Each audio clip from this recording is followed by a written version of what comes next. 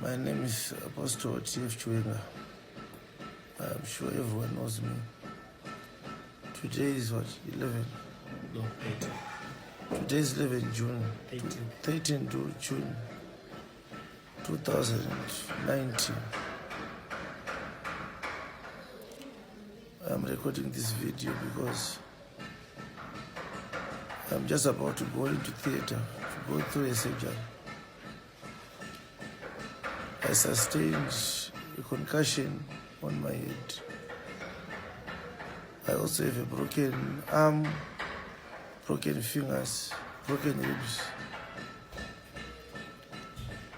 I was involved in an accident while driving from South Africa to Harare. We had gone to do services. We did a service on Saturday, and then in Joburg, and then another service on Sunday in Pretoria. There were 4 of us, my wife, Mrs. Vurumuk, and Babaganyuch. When we came into Mashingo, one of our fan builds broke up.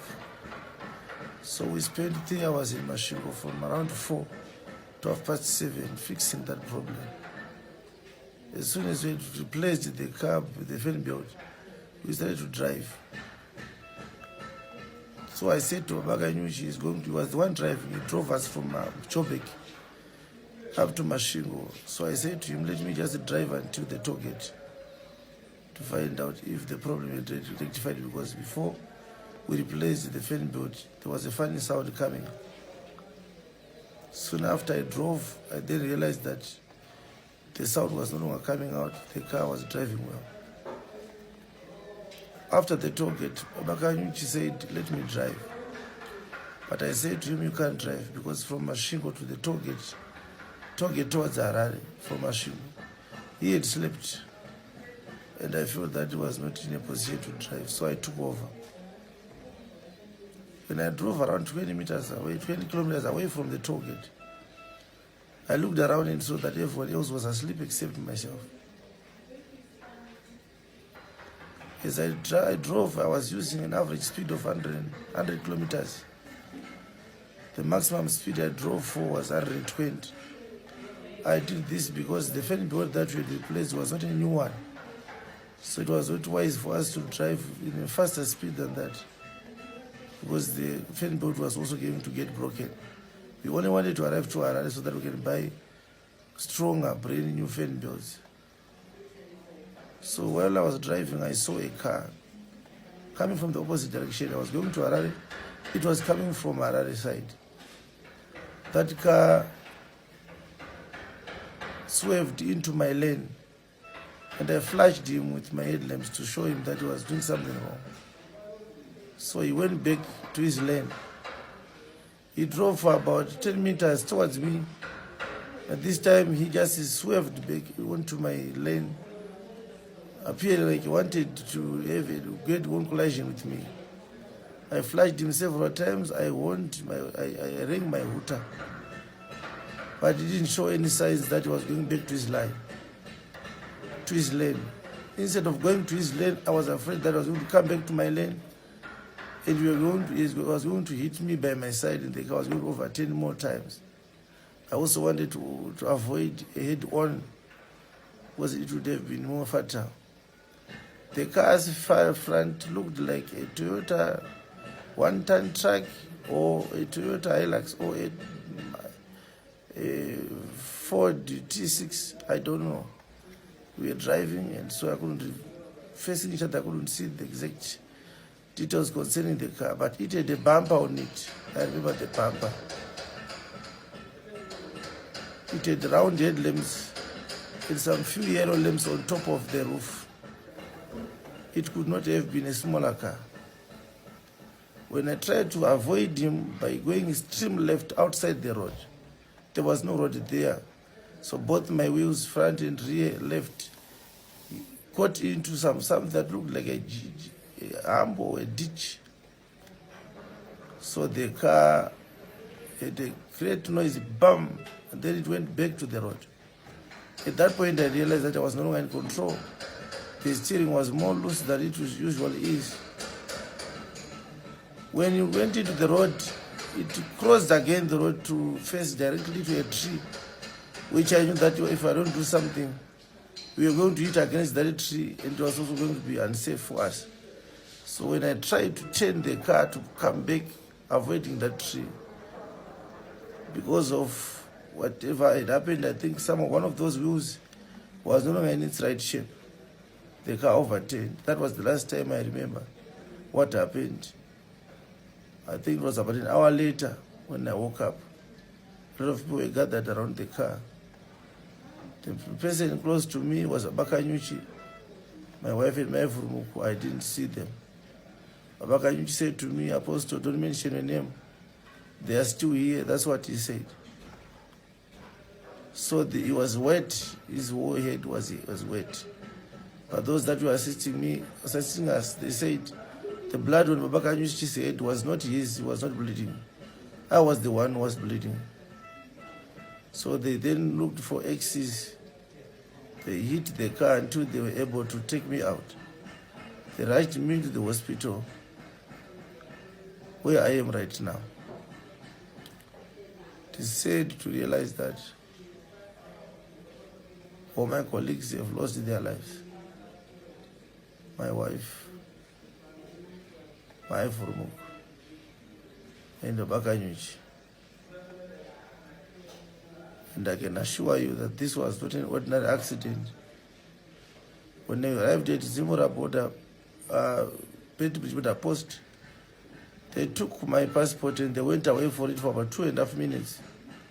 The immigration officer was saying that he wanted to use another scanner because this scanner was no longer working. But I saw that it was a lie.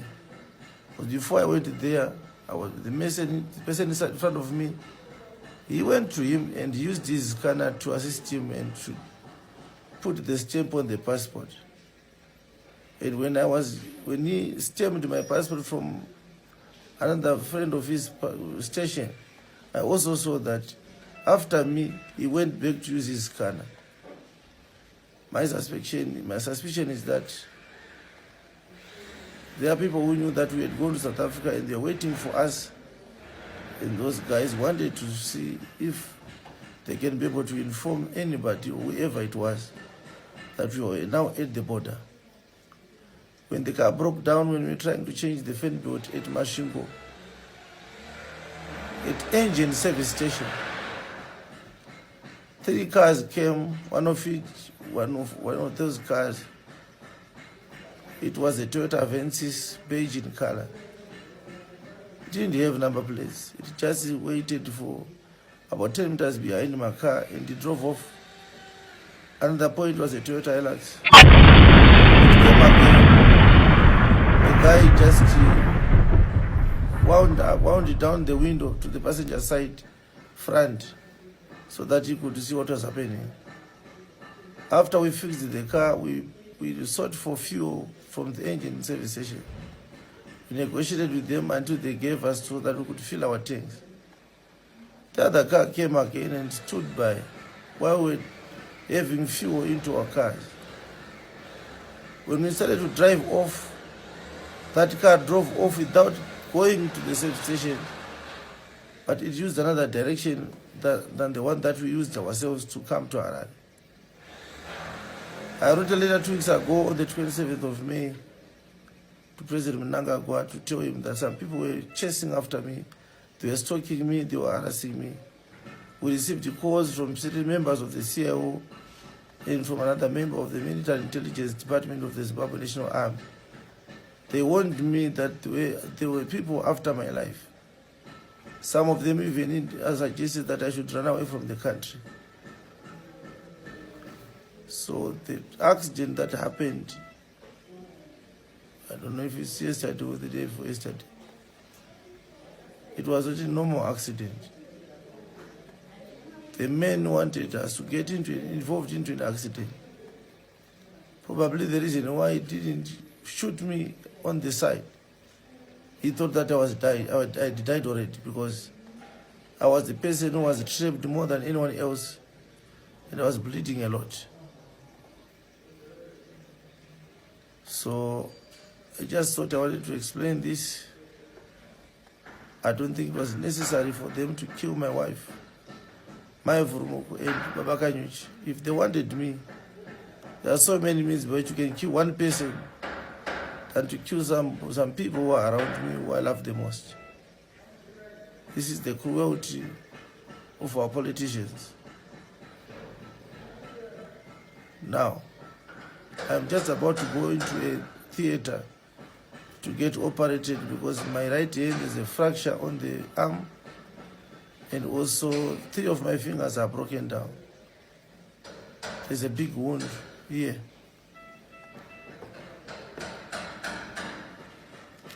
I was also bleeding from my eyes. I'm recording to say this. I hope God is going to forgive those that are behind this. And I want to thank God for everyone who ran around to attend to us, including those that came to the scene and delivered me. The ambulance took more than necessary to come and pick us up, to such an extent that it was a where drove me to the hospital. If that person had not done that in time, I'm sure I would also have died. I don't know who that person is. I don't know everyone who managed to help us. But all I want to say is thank you to them. If God wants me to live and continue with my assignment, He will save my life.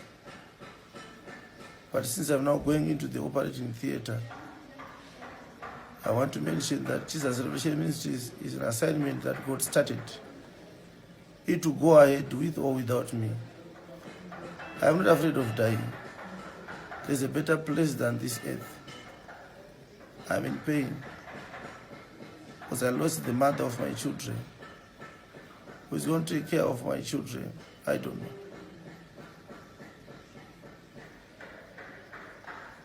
Pastor Baloy, Pastor Marang,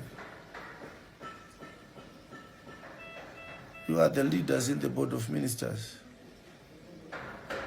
In my absence, God is going to help you to steer this ministry wherever it wants to go. You need to be stronger than you were before. You need to put all your hearts to the work of God. You don't have to be available when it is convenient for you to do so. You cannot work for God if you are so concerned about your personal issues. The doctrine of Christ that I taught you, there is no way you can forget it. There is no way you can walk away from it. You have all the tools that you need to continue to steer in this kingdom. And God is going to bring in more ministers to help you so that the work of God may go ahead. Elder Kachepa, you are the minister, the elder in the board of elders. You help others to do the right thing in maintaining order and making sure that the ministers are not hindered from preaching the word. I love all of you. And I don't have any regret. I've preached the word of God with a clear conscience. If the will of God is that this is my time to go, I have no better place to be than where He wants me to be. Thank you.